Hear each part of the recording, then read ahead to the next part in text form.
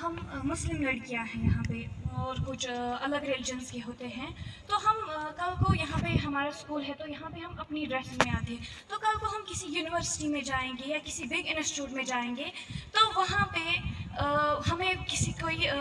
مطلب ڈریس دیا جائے گا کہ آپ کو یہ پہننا ہے، جو کہ مطلب ہمارے اسلام میں یہ نہیں ہوگا، تو کیا ہم وہاں پہ آواز اٹھا سکتے ہیں کہ ہمیں اپنے ریلیجن کے حساب سے کپڑے پہننے چاہیے؟ وہ پگڑی پہنتے ہیں، یونیورسٹی کوئی بھیا آئے گا وہ بھی کالج جائے گا کوٹ جائے گا پگڑی پہن کے جائے گا، اس کو ہیلمٹ بھی نہیں لگانا ہوتا ہے ضروری، ادروائز سب کو ہیلمٹ لگانا ہوتا ہے، اس کو چاقو ساتھ ہوتا ہے جس کو ریلیجن میں ہوتا ہے، ادروائز کوئی چاقو کیری نہیں کر سکتا، تو یہ ایگزیمشنز مل جاتی ہے۔ اب لوگ مسئلہ بنا دیتے فساد کا بنا دیتے، ایسا کوئی مسئلہ نہیں ہے، ہمارا کانسٹیٹیوشن جو ہے وہ right to freedom of religion دیتا ہے، right to practise your religion, right to profess your religion, and آپ اس کے بارے میں اوپنلی بات کر سکتے ہیں۔ فار ایگزامپل میں ہوں اپنی یونیورسٹی میں نے حجاب لگایا ہوا ہے، اس دیدی نے حجاب نہیں لگایا ہوا ہے، مجھے کوئی کچھ نہیں بولتا، میں اوپنلی لگا سکتی ہوں، کل کو میں کوٹ حجاب لگا کر جاؤں گی، یہ دیدی ایسے جائے گی،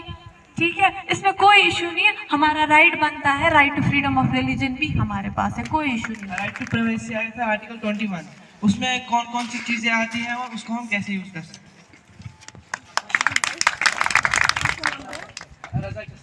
کے بارے میں آپ نے پوچھا، جو آرٹیکل 21 ہے نا، وہ سمپل لائن 1 لکھی ہے،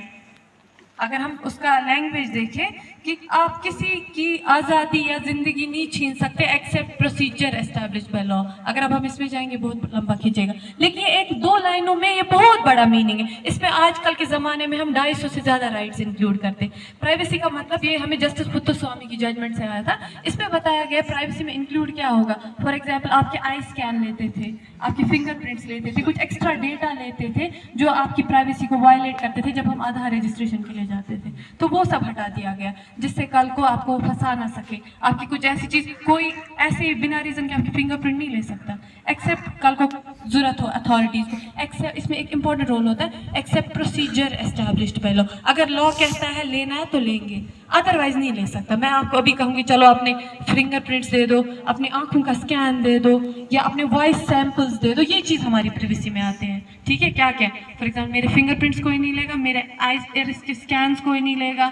یہ چیزیں آتی ہے، یہ آرٹیکل جو ہمارا پریویسی، ایسا نہیں کہ میں کھڑکی بند کروں گی کہ مجھے ہمسایہ نہ دیکھے، وہ ٹریس پاسنگ وغیرہ میں آتا ہے، پریویسی میں جو آپ کی باڈی کے ریلیٹڈ چیزیں ہیں، فنگر پرنٹس ایسے ہی کوئی نہیں لے گا، آپ کے آئی سکینز ریٹنل سکینز کوئی ایسے ہی نہیں لے گا، یا آپ کا الٹرا ساؤنڈ کرانے کوئی نہیں لے جائے گا ایسے ہی، ڈی این اے پروفائلنگ ایسے ہی کوئی نہیں کرے گا، اگر قانون کہتے تب ہوگا، اس کے بغیر نہیں ہو سکتا یہ چیزیں۔ جب یہ ایک کورٹ ہوتا ہے تو وہاں پہ ایک جج ہوتا ہے، وکیل ہوتے ہیں اور ایک کیس ہوتا ہے وہاں پہ، تو جب ایک وکیل کسی کیس کو اچھے سے ڈیفینڈ نہیں کر پاتا ہے تو جو اس کے کلائنٹ ہوتے ہیں ان کو کیوں نہیں اجازت ہوتی وہاں پہ بولنے کے لیے؟ جو ایکسیڈنٹ ہوتا ہے تو انہیں کے لیے ہوتا ہے، انہوں نے ایکسپیرینس کیا ہے اس میں۔